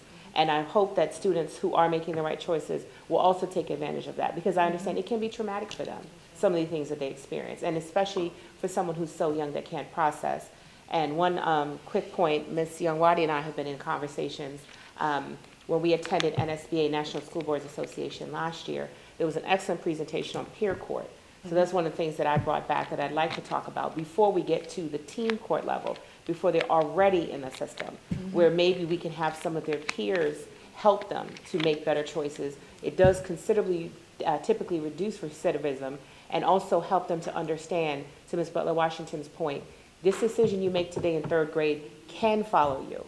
And how can we stop some of those behaviors? You don't want you, the sheriff doesn't need to know your name. No one in that office respectfully needs to know that you are here. Let's see if we can solve this in-house as a school system. Yes, ma'am. And then Ms. Kramer. Thank you.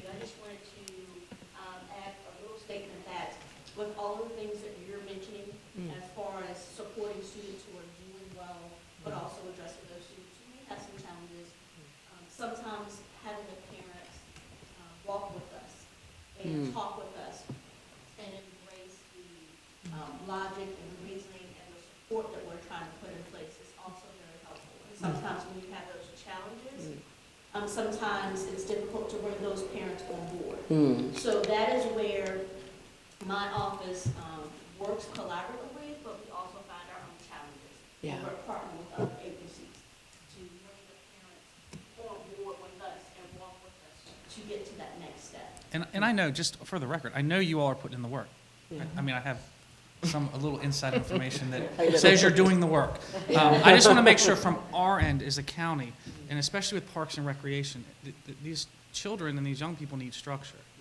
And it sounds like that's what's missing. So when the child gets out of school, if we can find ways, and I know we're working on it with our Parks and Recreation, to say, okay, the school system has done their part for the whatever 8 hours you've had them. Now, in order to make our society, quite frankly, a little bit better, we're going to have to invest in programs maybe where Parks and Rec or some type of, whether it's private sector, from that 4 o'clock to 8 o'clock, so that when they go home, they've had a lot of structure. So we're minimizing, in my background in law enforcement, I know that some of these children are going home to zero structure. In fact, they might be bringing, as an 8-year-old, they might be bringing the structure to a 30-year-old in the home. Yeah. So to me, that's where we need to provide the service, back it up. And maybe it's not just going to you all, it's also our parks.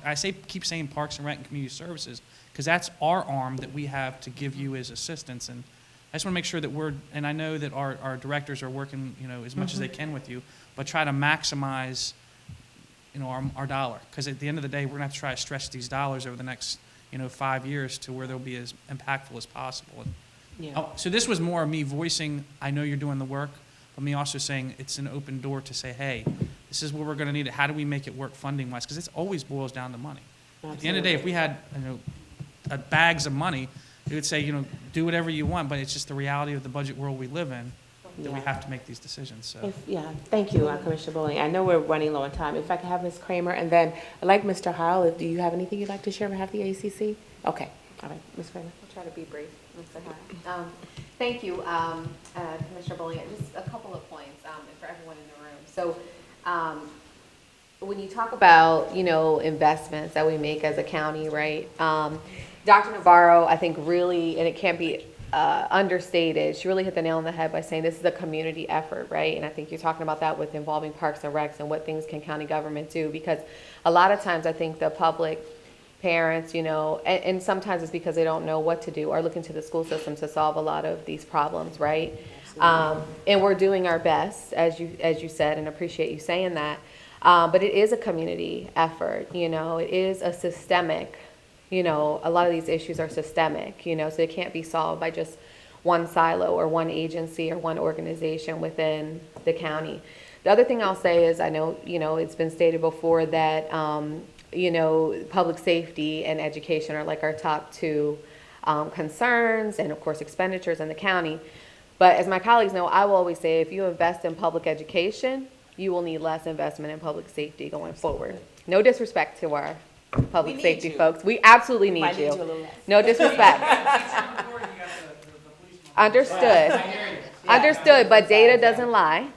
And the data says that if you invest in public education, one of the key indicators for lowering incidents that affect public safety is public education. It's an educated community, okay?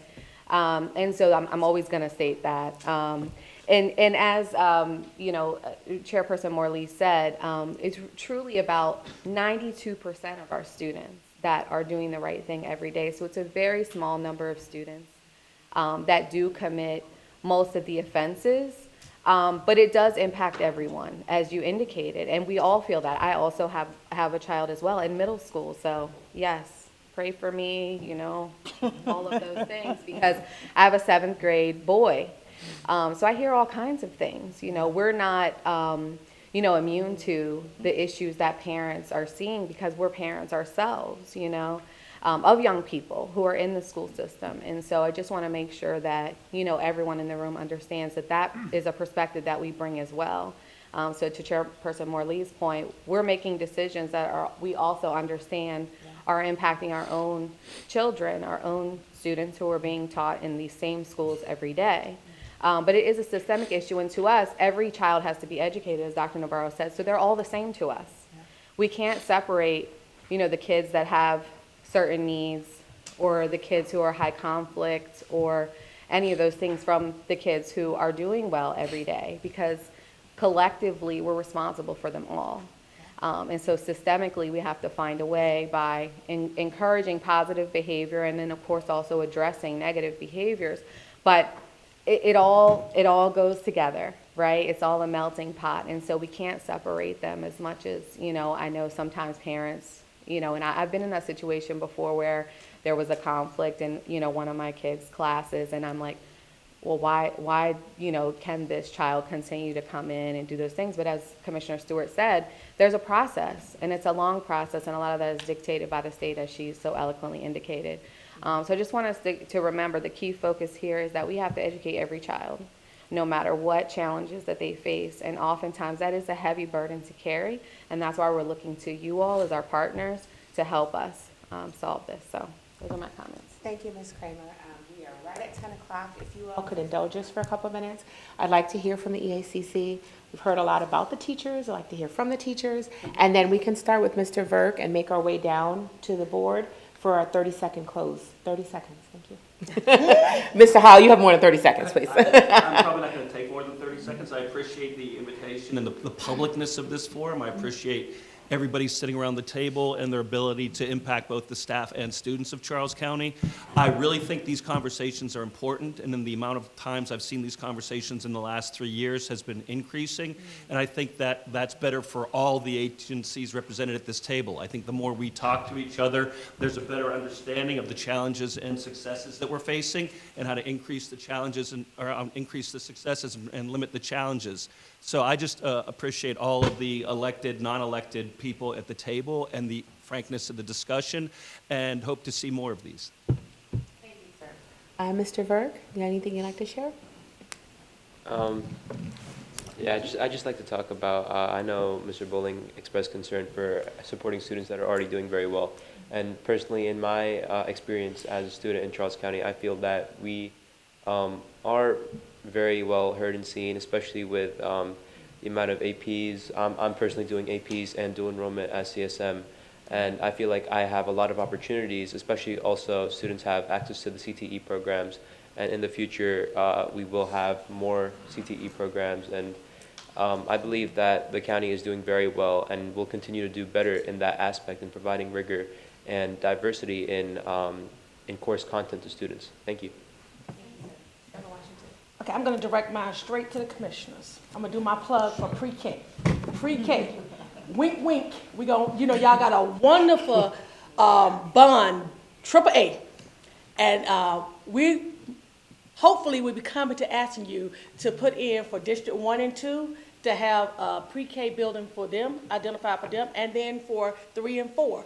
The reason that we say that is because if we hit a building directly to them, that means that we can actually educate all of our students.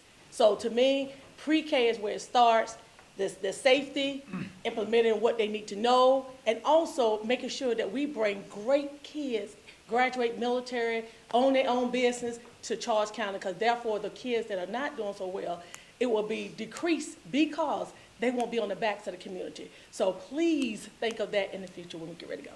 Thank you. Thank you, ma'am. Anything, Dr. Navarro, anything else you'd like to add? We're good? All right, I'll go last. Go ahead, Ms. Kramer. I just want to, I think I summed up all my comments just recently, but I just want to thank everyone again for being here.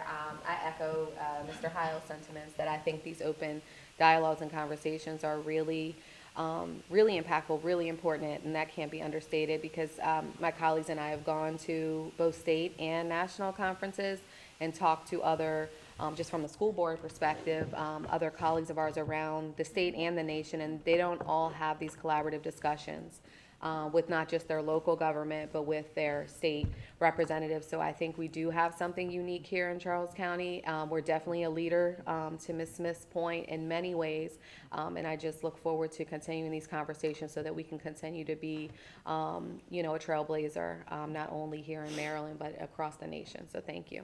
Thank you, Ms. Kramer. Mr. Hancock. Yeah, thank you.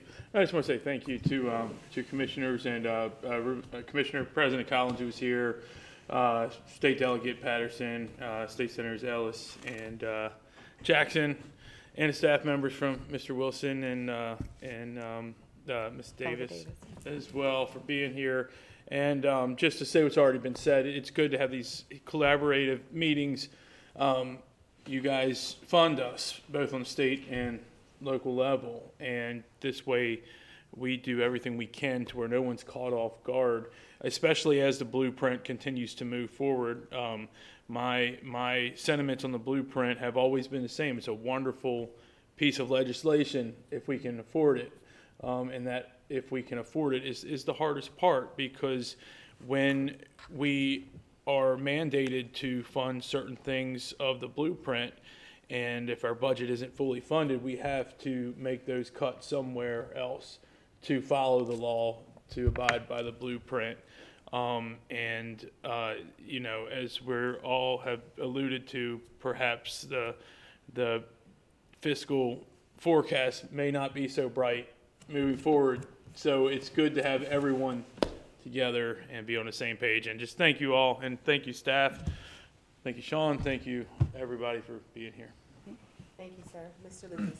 Hi, thanks. Yeah, this is always good for everybody to get together, and I appreciate everybody's comments. You know, we have a lot of opportunity in the county, and that's always how I like to look at things, is opportunity. There's three groups of students that historically, not just here, but in any school system, have challenges academically and behaviorally. And those are English language learners, kids under the special education umbrella, and farm students. In our school system, that's 6 out of 10 students. Okay, let me say that again, 6 out of 10 students. So we need to recognize that, and I say it's an opportunity. Things will continue to improve, but it's not going to happen overnight.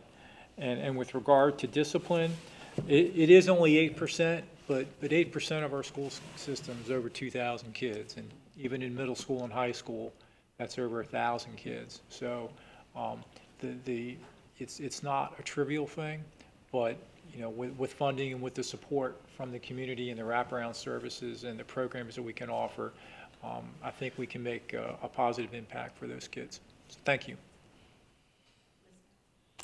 Well, definitely want to echo my colleagues' sentiments of thanks. I definitely want to thank Dr. Navarro and her staff for the presentation they provided. I thought it was very comprehensive and detailed in a way that spoke to not only the other educators in the room, but also spoke to all of us. So thank you again, Dr. Navarro and staff. Definitely want to thank our delegation that was present, as well as our commissioners. I think investment in education is the best investment that this county can make. I definitely echo the comments that were shared earlier by Ms. Kramer in terms of investing early in education and often can definitely lead to a turnaround in opportunity and a turnaround in the citizenship that we have over time. I want to add that the blueprint, while challenging, is important. And while many of our sister counties may be struggling with the blueprint, Ms. Butler-Washington did share that it is law. And it is a positive law. There is nothing easy about changing education. There's nothing easy about innovating in education. There's nothing easy about preparing the next generation. It is also not cheap. It is also not cheap. And I think we all recognize that. And so wanting to put that forward for consideration and for future budgets, just recognizing what we're trying to do and the opportunities we're trying to create here in the county are so important. I shared a story the last board meeting. I'll share it very briefly with you all as well. This is more so from a parent perspective. I had the opportunity to attend my 10th graders' open school night, and she's in AP Physics. And in the class, the teacher asked how many parents took physics in high school. Good number of hands. How many parents took AP Physics in high school? A couple of hands went down. How many parents took AP Physics in 10th grade? All hands went down. And I think as a county and as parents, this is what we want for our children. We want the opportunities that we were not afforded in school, and this county is doing those things, not just locally, but we're also setting the stage statewide and nationally to be recognized for the efforts that we're making. So we want to keep going in that forward trajectory, and I appreciate everyone in the room and around the table for making that happen. Thank you, ma'am. Yes, I want to thank everybody for coming out, and I'm echoing what my colleagues said. And like one of my important issues is safety for school, and I think involving the parents is kind of important. And with the mental health programs that we have, is very important also. And keep in mind that it starts at home, as far as I'm concerned. And if we work with these parents, we can get these kids on the right track for their education. Thank you. Thank you. Good morning. And to be brief, I would like to thank everybody who's come out today, and some of the things that my colleagues have said I agree with. But I would like to say, one thing that's really important is that Commissioner Boland talked about, you have parents that are out there that are concerned about where education is going and whether they can depend on Charles County's public schools for education. And I would like to put it out there that change takes time. Change takes time. And we're asking students who are on the evolution of their life, right? Whatever you learned in 3rd grade, when you get to middle school, you're a whole different kid. When you get to high school, you're a whole different kid. So every parent will probably encounter something with their child. And we want the parents, our community, our teachers, and everyone to give our students grace as they grow. And I would like us to continue to use that sentiment when we talk about why it's important that we're doing the work that we're doing in the county, but also asking parents to lean in with us. It's not a us against them. It is a together we help our children, grow. And so I think that's one of the most important parts about looking at the blueprint, about deciding the amount of funding that we're going to use within our community, and about deciding, what are our priorities in this county. If our priorities are education, it should be shown by the amount of committed funding that we give, and also by the amount of participation from the community, parents, educators, the sheriff's office. All people should be leaning in to make sure that education is shown as a priority based on what they're doing. So thank you very much. Yes, I like going last in time because everybody says everything.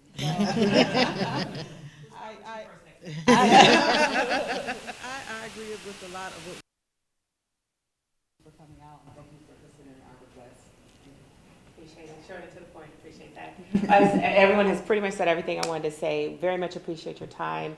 That indicates to us that this is a priority for you. This is something that you're also taking very seriously. I will share, Commissioner Bowling, I went to private school. That doesn't solve the problem. It doesn't. I wish it was so, I wish it were so. And so we very much want our community to feel invested, to feel our investment, our sincerity, our efforts, our hard work. We don't always get it right. And when we don't, we apologize, we pivot, we make, corrections as necessary.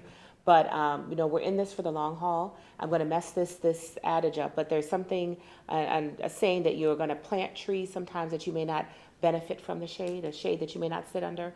Go with me. Just, yes. You understand what I'm saying? Good. Yeah, sounds good. Yeah, let's roll with it. Yes, exactly. And so that's what we're doing. We're building the future that we want to see. Right. We're creating the society we want to be part of. We have a lot of wonderful community partners, and we're going to keep moving forward. So thank you all very much, and we will have more of these conversations. All right. Please take us off the air, Kyle. And board members reminding that